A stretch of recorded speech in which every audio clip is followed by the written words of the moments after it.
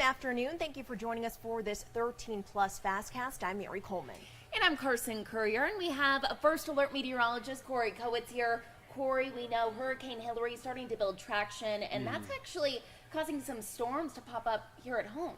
Yeah, no, we have a lot to talk about here with the storms and the tracking Hurricane Hilary. And let's actually take a look from Marana, looking to the south and east. You actually got a really nice picture showing three separate rain shafts. You can see one to the left, one in the center, one to the right. So let's go to the radar to see exactly what some of you may be looking at. We have a lot of showers and storms that have been popping up over the last few hours. Again, like we said yesterday, this was going to be an early day storm event here with some of these popping up around the noon hour. You can certainly see that happening. We had a severe thunderstorm warning down here in Sarita, but that has since expired.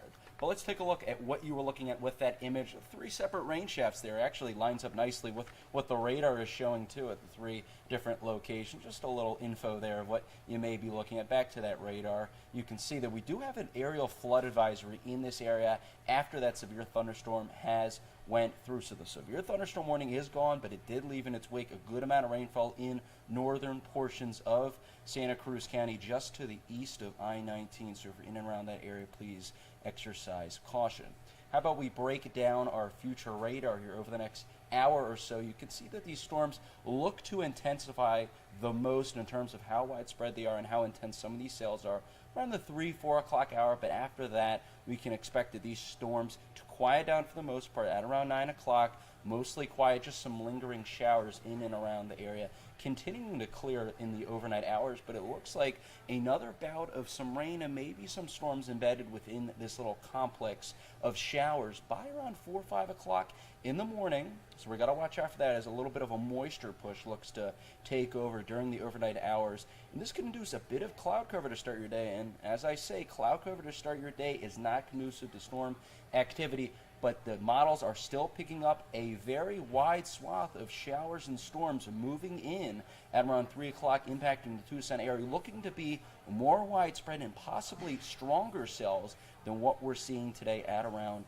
3 o'clock. And if I continue to go through the afternoon and through the evening hours, you can see that it clears out for eastern portions of Pima, Cochise, and Santa Cruz County, but remains an issue for places towards the west of us in central and western portions of Pima County by around the 8 o'clock hour to end your week. Here's just some of the temperatures you could be expecting for tomorrow. A bit of a cool down, 101 in Tucson, below the 110s in Phoenix, 100 in Ajo and to our south and east, even cooler, down to 89 in Bisbee and 93 in Sierra Vista. But let's talk about the main event here, which is Hurricane Hilary. And you can certainly see the impacts it's going to have on our area, not only increasing our storm chances and rain chances up to 60% for your Friday and 50% for Saturday, but also a nice little cool down to the mid-90s by Saturday, Sunday, and early week on Monday.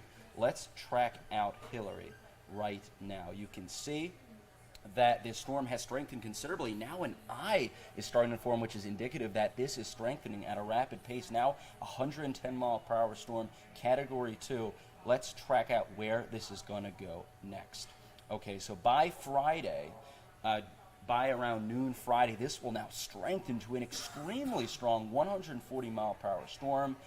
Category 4, but it'll remain a fish storm out in the ocean, not affecting anyone directly too badly, just some rain showers in the coastal areas of Mexico. But let's time this out further now. Diminishing in intensity just a bit to a 130 mile per hour storm by Saturday as it looks to threaten the Baja Peninsula. And then around the next time here, which is around Sunday, you can see it starts to scrape the Baja Peninsula at about a Cat 2 hurricane. And then once it really impacts southern portions or southwestern portions of the country in southern Cal, it looks to be a tropical storm and then a tropical depression at 35 miles per hour as it looks to move past the U.S. But you can see this is pretty far away from Arizona right now, so the impacts will mainly be some of the rain showers that will be brought in from this system on the eastern part of it. Again, we could see tropical force winds in the extreme southwestern portions of the state, say around Yuma, but more of our neck of the woods, say Tucson and east, could see just rain showers, mainly being the biggest factor with Hurricane Hilary as it looks to track close to our region. Thank you, Corey. We want to take a look now to the devastation in Maui. Each day when we get this new video, these aerials of Lahaina, the Maui area, it's just so devastating of how much damage they're experiencing right now. Of course, we know that their search and rescue efforts there are continuing.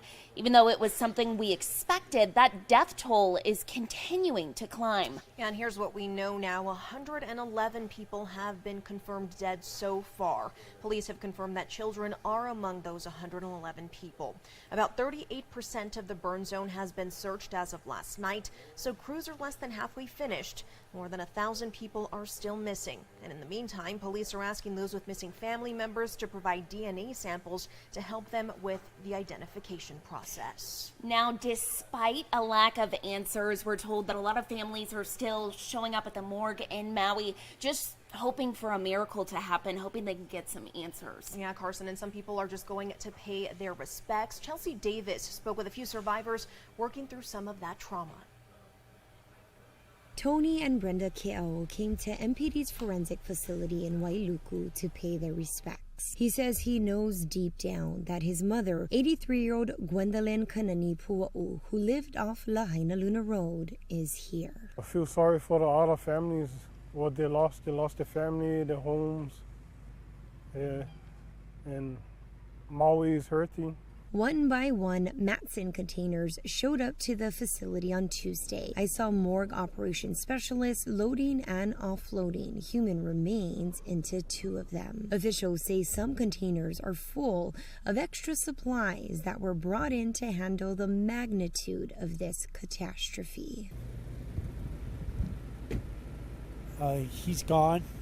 I just want to identify the body. Lahaina resident Michael Richter lost his home during the fire and his stepdad, 79-year-old James Smith. I haven't slept in 6 days, and I just, like I said, I just want to identify his body and put him at rest. Richter tells me he spotted this video taken by Denny Yucker on the news the other night. It shows his stepfather leaning up against the rocks, still alive, with his dog Bacon and his wife. He was in the water with a bucket, throwing it over all of them. My dog would catch on fire, she'd throw water on him. My stepdad would start getting hot, she'd throw water on him, and she'd go down in the water and get water poured on herself and then start throwing it back for 5 hours. She said she's done this until the police came.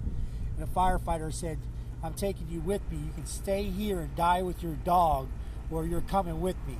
And he threw her over his shoulder and took off. His dad didn't make it. Yucker took care of Bacon for hours, but Bacon was eventually left behind. Richter went back the next day to find him. I just screamed his name one last time, and he just popped up. His eyes were just shut, and he was black. He says although Bacon's body and paws are burnt, he's home and he's happy. 100% the hand of God, because there was so much death everywhere. Everywhere. Reporting in Wailuku, Chelsea Davis, Hawaii News Now. And we are tracking late-breaking news out of Midtown this afternoon. Yeah, that's right, Mary. We know that TPD is investigating a homicide at a mobile home park. We want to show you some video overnight of that scene. Now, according to Tucson police, they got the call around 11 o'clock last night, and when officers arrived, they found 1 man dead. Now, police say no suspects have been identified yet. They are asking anyone who may have seen something to call 88 Crime. And of course, we'll continue to follow this story throughout the day and bring you any new updates both on air and online. And we want you to take a look now to our website where we are tracking breaking news out of Tucson. A former Tucson high school counselor pleaded guilty to charges for having sex with a teen student. You can see 29-year-old Zabella Vinnick here on your screens. Vinnick pleaded guilty to 1 count of sexual conduct with a minor, at least 15 years old, and 1 count of child abuse with circumstances not likely to cause serious injury or death. Now, the plea deal calls for her to serve between 6 months to a year in jail. She will be taken into custody when she is sentenced September 25th. And now to another story on our website, this one out of Vail. Pima County Recorder's Office says backers of a measure to incorporate the Vail area southeast of Tucson have done enough to get the measure on the November ballot. As you know, they've been trying quite a bit. The county found incorporating Vail turned a little more than 2,000 valid petition signatures. That's about 500 more than were needed to put that proposal before voters. The County Board of Supervisors is expected to vote Monday to place incorporation on the November 7th ballot. This will be the third time in 25 years that Vail residents have considered incorporation. And happening now, the average long-term U.S. mortgage rate climbed this week to its highest level in more than 20 years. It's bad news for would-be home buyers. The average rate on the 30-year home loan rose to 7.09% from just 6.9% last week.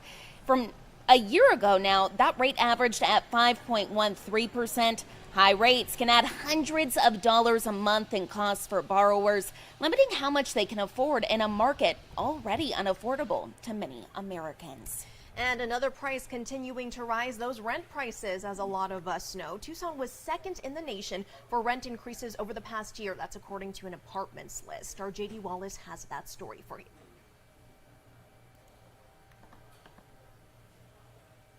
This place is nice because I got a shade tree right out there, and it's great for my dog and my plants. I got all sorts of plants out there. Kathy Sturgeon lives at Talavera Apartments with her dog Sandy. She's on a fixed income and is grateful for the stability here.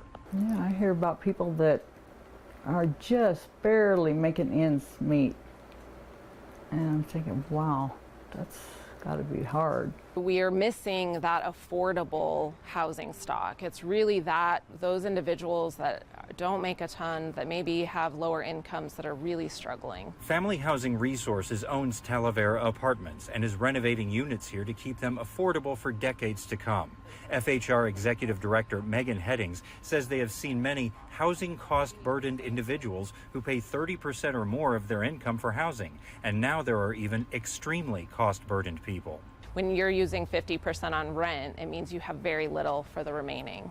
And I am worried that if rent prices do level off next year, some folks are going to see this as, okay, it's over, or something like that. Associate Research Professor Keith Bentley at the U of A says federal, state, and local governments are infusing more money into housing solutions, but it's only a fraction of what's needed. They're also looking at policy and zoning solutions. I've never seen a moment where there seemed to be so much kind of serious discussion and movement on this issue. And again, my concern is just that we're not going to do enough fast enough. I don't see how people are going to afford groceries. It's just unbelievable. Sturgeon has seen her rent increase over the years, which was necessary to maintain costs even here. But she knows that others have been exposed to far worse. If I lived in some more expensive place, I don't think I would be able to exist at all.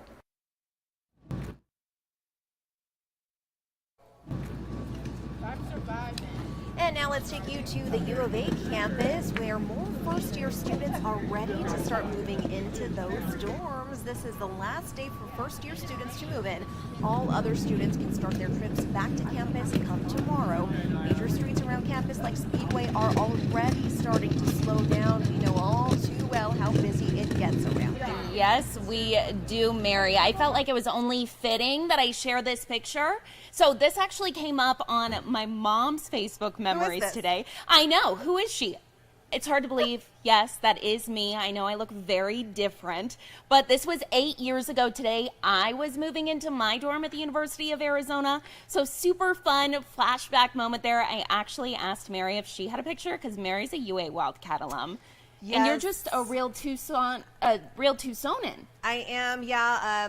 You know, I lived with my parents when I was going to the U of A, so hey, it was fine. It was safe to save some money. Exactly. Didn't get the same experience you did. You lived in Coronado. If you know about it, you know about it. You do. But we both love our Wildcats, and hopefully all those first-year students have the best years ahead. Absolutely. I know. We definitely did. We sure did. Yes. All right, Carson, let's leave them with a gorgeous look outside. Check that out. Oh, yeah, you can just see those storms brewing. We know meteorologist Corey Kowitz is tracking those storms, and I believe he'll be here with Mary this evening and Dan to give you guys an update at 7:15. Thank you all so much for watching. I hope you guys are having a great day.